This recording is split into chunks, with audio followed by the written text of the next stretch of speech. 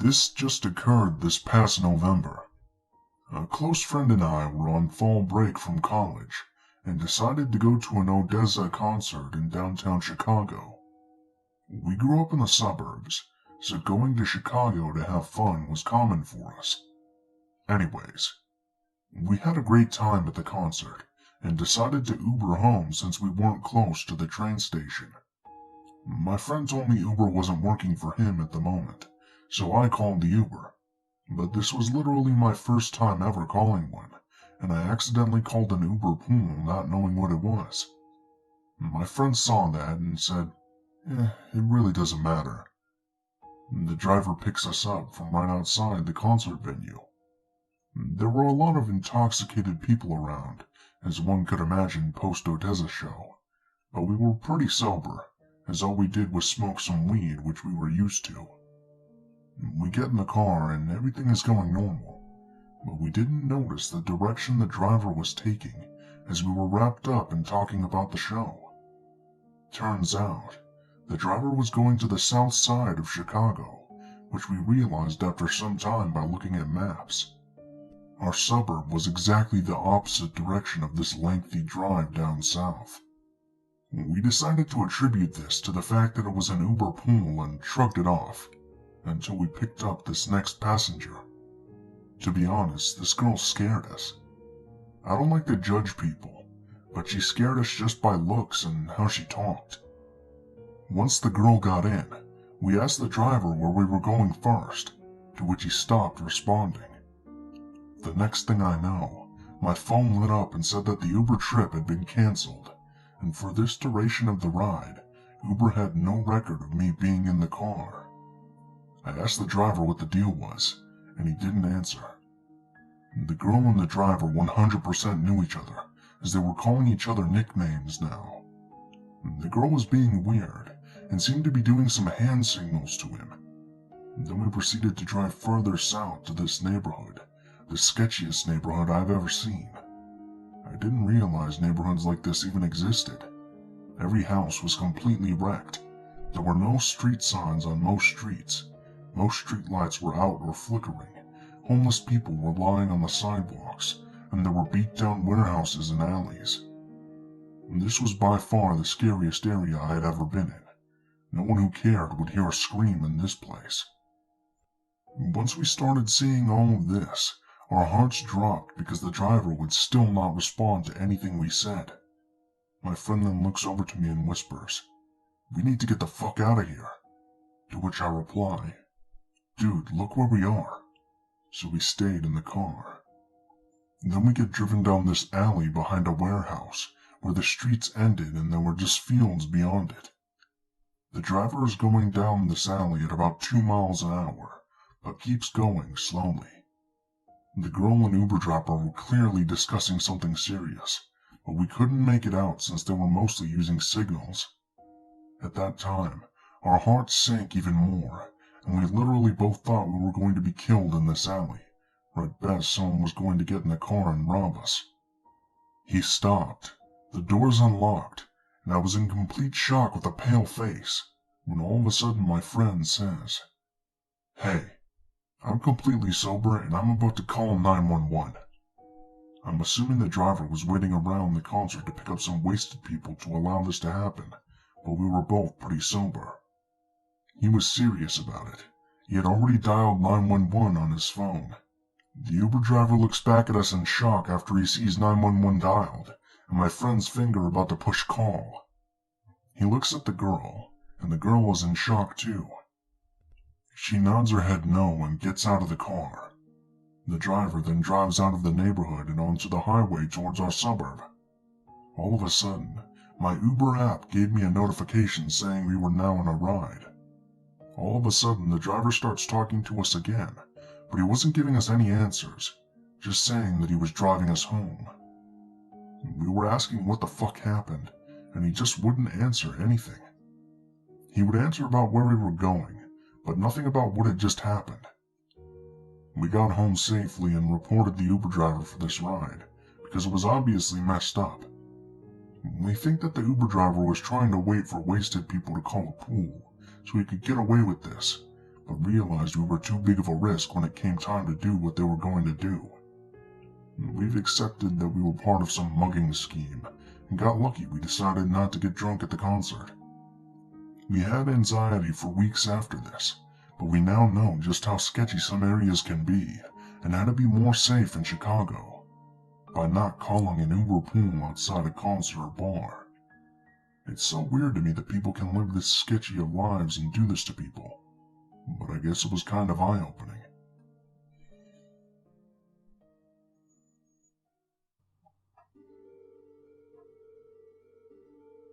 I met a guy this weekend.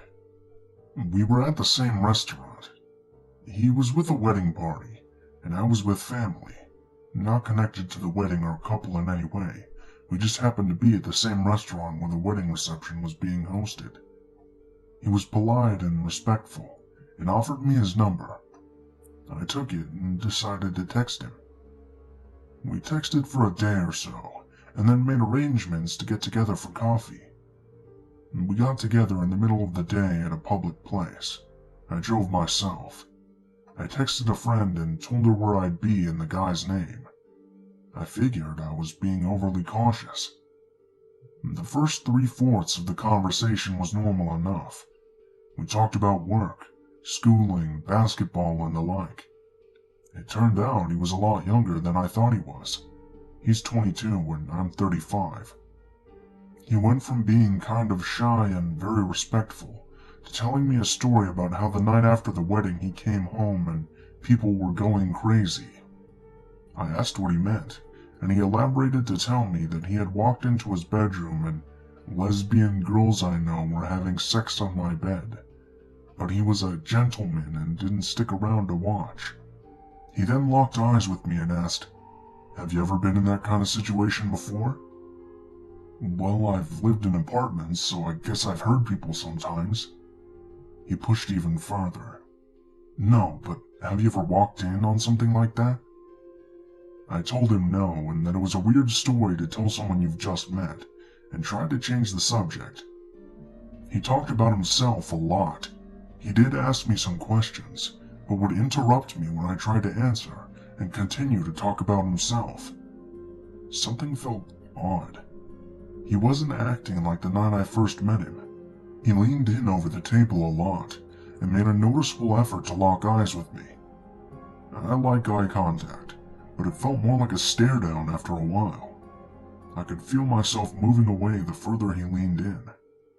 He started to talk about how he used to pick up girls, but he doesn't do that anymore, because he realized that the girls he picked up at the bars were probably whores who went there every weekend. And then he wanted to know if I drank, smoked, did drugs, did I ever party, where did I party, where did I like to go out, and did I see other men? Almost no pauses, one question immediately after the other. We talked for a few minutes more, and he looked at his phone and said, "The game I wanted to watch is going to start soon. Do you want to get out of here?" Turns out there was a basketball game on, and he wanted me to come back to his place to watch it. I said no thanks, that we'd just met and I wasn't comfortable with that, but maybe we could talk again soon. His face sort of changed and he said, "I'm sorry, but I really thought you were going to come back with me." I told him I wasn't sure how he'd gotten that impression. I hadn't at any point said that I would do that. He kept begging me to come back to his place, and I kept saying no. He kept asking me why not, and I kept telling him that I had just met him and wasn't comfortable doing so. He finally said, "Fine, let's go to the park then." Red flags and alarm bells were going off, so I said no thanks, not interested. He basically begged some more, and said he'd even skip the game if I wanted him to. I told him no and to just go home. We had just met for coffee. It's not a big deal if we can't take it further today. He then asked me to take a walk in the field behind the coffee shop, looked at the ground and literally said, "I'll do anything you want, just don't leave." I said again that I wasn't going to go anywhere else with him that day, to please just respect that and we'd talk again later. I got into my car, and as he was pulling away, he yelled out his car window at me. "I'm doing everything I can to change your mind. Come over." I sat and watched him leave because things just felt Weird. I drove home and my phone was blowing up the whole time. He was texting and calling non-stop, saying he was home and that I should come over. Then he sent me a video of himself watching basketball on his couch alone. He started sending me messages saying he could see a future with me, that I was the most beautiful woman he's ever met, that it was horrible for such a beautiful woman to be single, and that he liked our chances to be together. The entire coffee date was about 40 minutes total. He continues to ask me to come over. I said I was happy to meet him for coffee, but I had told him I wasn't going to come before I left, and I wasn't going to go back on what I had said. Then the calls really started. 7:55, 8 o'clock, 8:02, 8:07, 8:11. He called over and over for the next several hours. I texted him after the first couple of calls.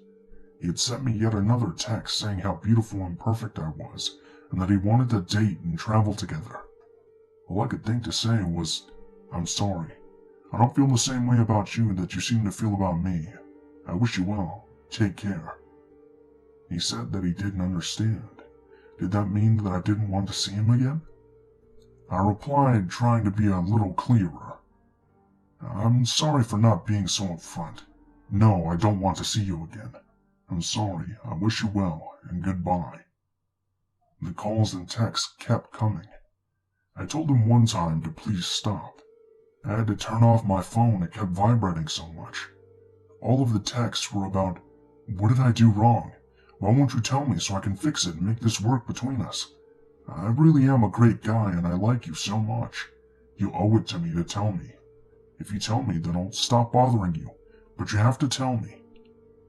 I blocked his number, but my phone still logs call attempts from blocked numbers, so I could see that he was still calling all night until 2 a.m. He called a few more times this morning, and again this afternoon. I called the phone company this morning to check, and turns out he had sent me over 200 text messages in that one day. That was the tipping point, and I decided to go to the police station and at least talk to them and possibly report it as suspicious behavior, or maybe harassment. All I had was his first name, which I'm pretty sure was a nickname, and also a phone number. The cops were really nice and took down all the info. He had never threatened me, but I had told him to stop and he wouldn't. They said that was enough to be concerned. I showed them the text and the timing of his calls, and they told me it definitely looked like obsessive and unstable behavior, and that it was good I came in even just to put it on record in case things got worse. I felt bad for even going there, like I was stupid to have gone to meet him, but I've been on lots of coffee dates and no one has ever done this kind of thing before. After I left the station, I got home and checked my phone. I had 3 voicemails from unknown numbers, and they were all him pleading for me to call him and tell him how to make it right. He doesn't understand why I blocked him. Did he message me too much? Was it a bad move to call me 80 times in a night? Why wouldn't I just talk to him? I recorded the voicemails and sent them into police, along with screenshots of the messages and logs from my phone company. Now I'm low-key terrified of what will happen next. Will the cops call him? If they do, will it make him mad? I'm pretty sure I didn't tell him anything about what area of the city I live in or where I work, and all he had was my phone number. I considered changing my cell number, but I'm also hoping that he'll get to the point after a few days of silence and give up. Update: May 22nd, 2018. He's been texting and calling me from random numbers all day. I've been taking screenshots and sending them into the police with my report number. It's been a long, exhausting day. I really want to change my number, but he keeps sending me things, and I feel like it might be helpful to the police to figure out who he actually is. I've informed my family, friends, employer, cell phone provider, and building caretaker about this crazy pants, and given everyone a description of him. I went out and bought 100 plus decibel alarms for the windows and doors in my apartment, and installed them. I'm in Canada, so I can't legally carry mace, but I'm looking at alternatives. Today, he wrote me a really long-winded message, asking for another chance and begging forgiveness. He said he was just overly excited to meet such a beautiful and well-endowed woman, and that he needed just one chance to show his true worth.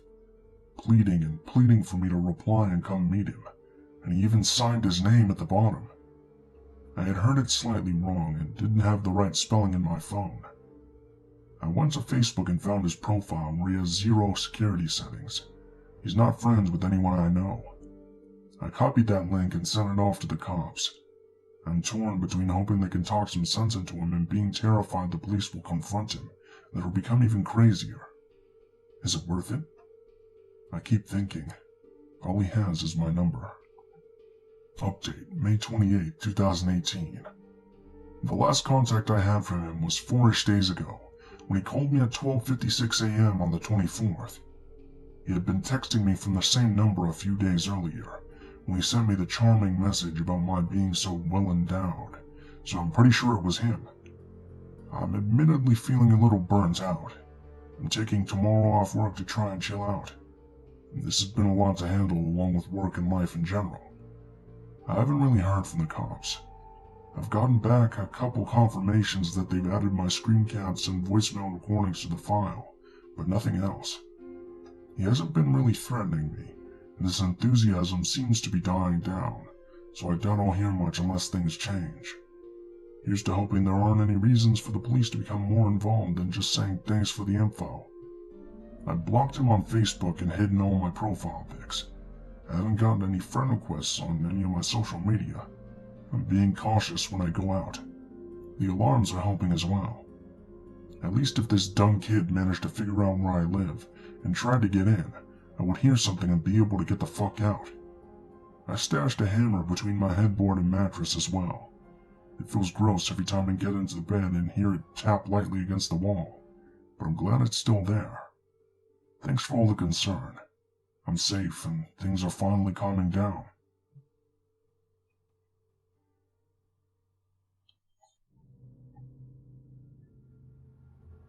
A few months back, my girlfriend and I were bored hanging around the house and spontaneously decided to go for a hike. We don't go hiking often, but the idea appealed to both of us, and even though there was only about an hour left of light, we figured we had enough time to go enjoy a hike before it got too dark. We quickly fill up our water bottles and put on the best walking shoes we had, and we're out the door driving up into the mountains. Around my area, there are many hiking trails, with the variety of trails increasing as you go up into the mountains. We tended to stay around the base of the mountains in the occasional case of us hiking, where most people would still be walking. We wanted to change things up though, and progressed further up into the mountain road to a trail a friend of mine had mentioned before. We kept in mind our time, and figured that we could hike for a bit and simply enjoy the new environment for us, and finish up before it was too late. We arrived at the trailhead, and see that there were no cars left along the road where the trail commences, but didn't think much of it due to the time. We still had a good 45 minutes until dark, so we continued on. We started walking down a fairly steep hill, that then recoups the elevation at the bottom with an equally steep hill that you have to ascend. We reached the top, and then it's smooth sailing from there. We see a lone coyote off the trail a few ways off, and some rabbits. I made a quip about how those rabbits might need to be careful with that coyote lurking around. She playfully hit me for that one. Approximately less than a mile onto the trail, we see a large fallen tree that made a bridge over a dried riverbed, and decided to take a rest, climb around it, and take some pictures. We were there for about 10 minutes, and then resume hiking. We continue on the trail for a short distance, until she hears a rustle in the trees behind us. We stop, mildly spooked due to the assumed size of whatever made that rustling, but continue on briefly before she decides she's done and that we need to head back. It's twilight now, so I agree with her, and we turn around to head back to the car. When we made it back to the fallen tree, my shoe had become untied, so I used the trunk to fix my shoelaces, and looked behind us for the first time on the hike. It was uncharacteristic for me, but hey, I was having fun. Why be paranoid? I see a person dressed entirely in black, with their hood on that was a significant distance behind us, walking at a slow, even pace. It wasn't necessarily something out of the ordinary. So what if they're wearing black with their hood on? I wear black most of the time and it's cold out. I shouldn't make assumptions. This does trigger me to be more alert, however, and I inform my girlfriend of this person's presence. It's dusk now. We continue at an intentionally faster pace and go through a winding section of the trail, and I lose sight of the person. When we come around the final bend of the section, I figure they're far behind us, and that there's nothing to worry about. Sooner than later, the person is behind us again, but much closer. Probably 50 feet in comparison to 100 feet before, and we had increased our speed. This alarmed us. We briskly walk around the other bend, and as soon as we come around it, we book it. It seemed to be a natural reaction on both our parts, as we just started running without a word said to initiate it. We're nearing the trailhead now, with only the hills to deal with. We catch our breaths for a moment, and I turn around again. I see the person seemingly halt a sprint upon noticing me looking back, as if they were trying to uphold the illusion of simply walking.